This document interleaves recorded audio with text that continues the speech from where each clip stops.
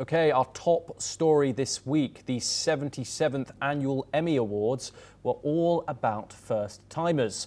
Hosted for the first time by comedian Nate Barsgate at LA's Peacock Theatre, the night saw fresh faces and long-overlooked stars finally took the spotlight. Trammell Tillman made history as the first black man to win supporting actor in a drama, while 15-year-old Owen Cooper stunned with a win for Netflix's Adolescence, his very first acting job. Apple's The Studio rivaled Severance in nominations, with Seth Rogen earning his first Emmy as a lead actor in a comedy and helping the show break records with 13 wins. Max's The Pit ultimately claimed the best drama, with veteran Catherine Lanesa taking her first Emmy. Even Stephen Colbert's soon-to-end Late Show finally scored a trophy. Despite awkward bits like Jennifer Coolidge's ramble and a cringy donation stunt wins, a Gilmore Girls reunion and Seth Rogen's big night made the 2025 Emmys unforgettable. We're now joined by Madhurima Mitra. She is an entertainment writer. Thank you very much for joining us here on the programme. My first question to you is, how did 15-year-old Owen Cooper manage to win an Emmy from his very first role in Adolescence? What can you tell us about this? I think what really made Owen's performance stand out was how he totally nailed the role, where he wasn't just the hero but a part of the problem. I don't think I've ever seen in the mainstream media someone address the topic of toxic masculinity the way Adolescents did.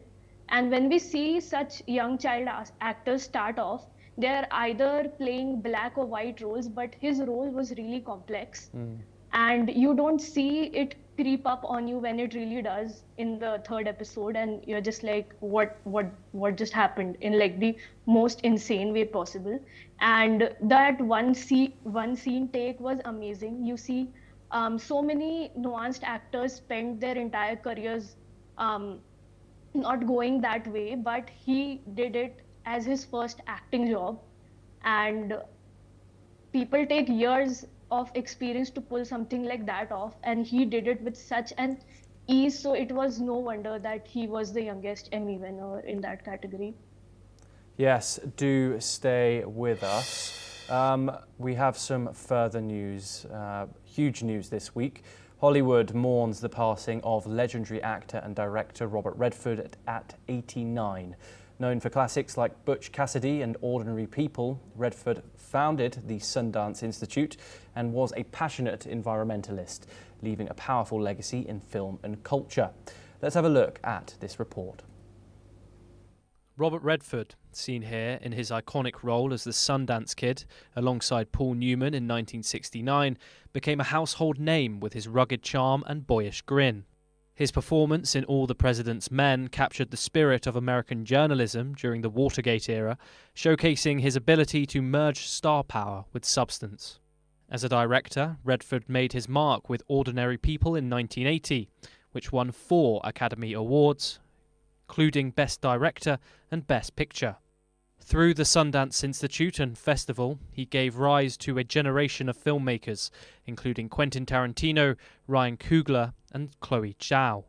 His filmography spanned more than 5 decades, ranging from westerns and thrillers to introspective dramas, making him one of Hollywood's most versatile stars. Meanwhile, at the Hollywood premiere of The Strangers Chapter 2, cast, crew and guests paid tribute to Robert Redford, remembering him as a cinema legend whose contributions continue to inspire generations of filmmakers. He was a maestro at what he did, but and even more so as a human being.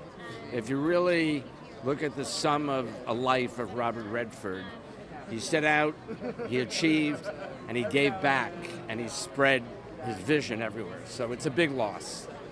US President Donald Trump has paid tribute to Robert Redford, calling him one of the greatest stars of his era. In Los Angeles, fans mourned the loss of Robert Redford, remembering him through his iconic roles in films like Butch Cassidy and The Sundance Kid and The Horse Whisperer, which left a lasting mark on generations of moviegoers. And I just liked his movies, but Butch Cassidy and Sundance Kid was the best, I think. I remember that it was very beautiful man, and I remember the movie that worked with Demi Moore. I don't know the name of the movie, but it was very good movie.